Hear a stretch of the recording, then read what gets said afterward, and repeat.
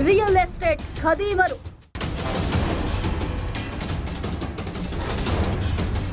ಎಚ್ಚರ ಎಚ್ಚರ ಎಚ್ಚರ. ಬೆಂಗಳೂರಿನಲ್ಲಿ ನಿಮ್ಮದೊಂದು ಕನಸಿನ ಮನೆ ಕಟ್ಕೋಬೇಕು ಅಂತ ಯೋಚನೆ ಮಾಡ್ತಿರೋ ಬೆಂಗಳೂರು ವಾಸಿಗಳೇ ಎಚ್ಚರ ಎಚ್ಚರ. ಯಾಕಂದ್ರೆ ಅಮಾಯಕರನ್ನ ಯಾಮಾರಿಸೋಕೆ ನಾಯಿ ಕೊಡೆಯಂತೆ ತಲೆ ಎತ್ತಿವೆ ಅಕ್ರಮ ಮತ್ತು ಅನಧಿಕೃತ ಲೇಔಟ್ಗಳು. ಬೆಂಗಳೂರಿನಲ್ಲಿ ನಾಯಿ ಕೊಡೆಯಂತೆ ತಲೆ ಎತ್ತಿವೆ ಅನಧಿಕೃತ ಲೇಔಟ್ಗಳು. ಸ್ವಂತ ಮನೆಯ ಕನಸು ಕಾಣೋ ಅಮಾಯಕರೇ ಈ ಖದೀಮರ ಟಾರ್ಗೆಟ್. ಯಾಮಾರಿ ಇಲ್ಲಿ ಸೈಟ್ ತಗೊಂಡ್ರೆ ತಿಮ್ಮಪ್ಪನ ಬಂಗನಾಮ ಗ್ಯಾರಂಟಿ. ಸುಳ್ಳು ದಾಖಲೆಗಳನ್ನ ಸೃಷ್ಟಿಸಿ ಗೆಡ್ಡ ತೋಡಿ ಕಾಯುತ್ತಿರುವ ನಾಲಾಯಕ್ಗಳು.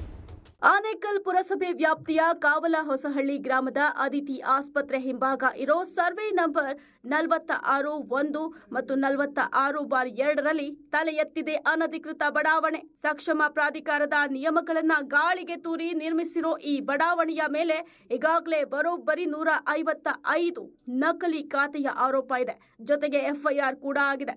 ಇಷ್ಟಾದ್ರೂ ಮತ್ತೆ ಈ ಖಾತಾ ಮಾಡಿಕೊಡ್ತೀವಿ ಅಂತ ಪೊಂಗುತ್ತಾರೆ ಈ ಪೊಂಗಿದಾಸರು. ನಕಲಿ ದಾಖಲೆಗಳನ್ನ ಸೃಷ್ಟಿ ಮಾಡೋದ್ರಲ್ಲಿ PhD ಮಾಡಿರೋ ಈ ಖದೀಮರು ಸರ್ಕಾರಕ್ಕೆ ಪಂಗನಾಮ ಹಾಕಿದ್ದಲ್ಲದೆ ಈಗ ಜನಸಾಮಾನ್ಯರ ರಕ್ತ ಹೀರೋಕೆ ಮುಂದಾಗಿದ್ದಾರೆ. ಸುಳ್ಳು ಜಾಹೀರಾತುಗಳ ಮೂಲಕ ಜನರನ್ನ ಯಾಮಾರಿಸಿ ದುಡ್ಡು ಮಾಡೋಕೆ ಹೊರಟಿರೋ ಈ ಕಳ್ಳರು ಸೃಷ್ಟಿ ಮಾಡಿರೋ ಲೇಔಟ್ ಇದೆ ನೋಡಿ.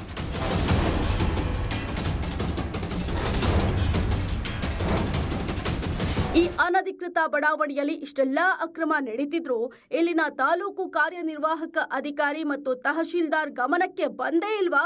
ಅಥವಾ ಗೊತ್ತಿದ್ದು ಜಾಣ ಕುರುಡರಂತೆ ವರ್ತನೆ ಮಾಡ್ತಿದ್ದಾರಾ ಅನ್ನೋದು ಯಕ್ಷ ಪ್ರಶ್ನೆಯಾಗಿದೆ. ಬೆಂಗಳೂರಿನಲ್ಲೊಂದು ಸ್ವಂತ ಮನೆ ಕಟ್ಕೋಬೇಕು ಅಂತ ಕನಸು ಕಾಣೋ ನಮ್ಮಂತ ನಿಮ್ಮಂತ ಮಧ್ಯಮ ವರ್ಗದ ಜನರನ್ನ ಯಾಮಾರಿಸಿ ದುಡ್ಡು ಮಾಡೋಕೆ ಹೊರಟಿರೋ ಇಂತಹ ರಿಯಲ್ ಎಸ್ಟೇಟ್ ಕ್ರಿಮಿಗಳನ್ನ ಬಗ್ಗು ಬಡಿಬೇಕಾಗಿರೋ ಅಧಿಕಾರಿಗಳೇ ಎಂಜಲು ಕಾಸಿನ ಆಸೆಗೆ ಜನಸಾಮಾನ್ಯರನ್ನ ಬಲಿ ಪಡೆಯೋಕೆ ಹೊರಟಿರೋದು ಮಾತ್ರ ವಿಪರ್ಯಾಸ.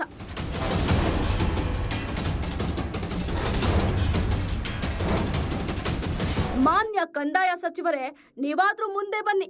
ಬೆವರು ಸುರಿಸಿ ದುಡಿದಿರೋ ಜನಸಾಮಾನ್ಯರ ಹಣ ಇಂಥ ಬೇವರ್ಸಿಗಳ ಪಾಲಾಗೋದನ್ನ ತಪ್ಪಿಸಿ ಪುಣ್ಯ ಕಟ್ಕೊಳ್ಳಿ. ಇನ್ನು ಈ ಬಗ್ಗೆ ಸಂಬಂಧಪಟ್ಟ ಅಧಿಕಾರಿಗಳಿಗೆ ಮತ್ತು ಬೆಂಗಳೂರಿನ DC ಸಾಹೇಬ್ರಿಗೆ ದೂರು ಕೊಟ್ಟರು ಯಾವುದೇ ಕ್ರಮ ಆಗಿಲ್ಲ. ಕೂಡಲೇ ಈ ಅನಧಿಕೃತ ಲೇಔಟ್ ತೆರವುಗೊಳಿಸಿ ಮುಂದೆ ಆಗೋ ಅನಾಹುತ ತಪ್ಪಿಸಿ ಅನ್ನೋದೇ ಪ್ರಜಾಧ್ವನಿ ಟಿವಿಯ ಕಳಕಳಿ.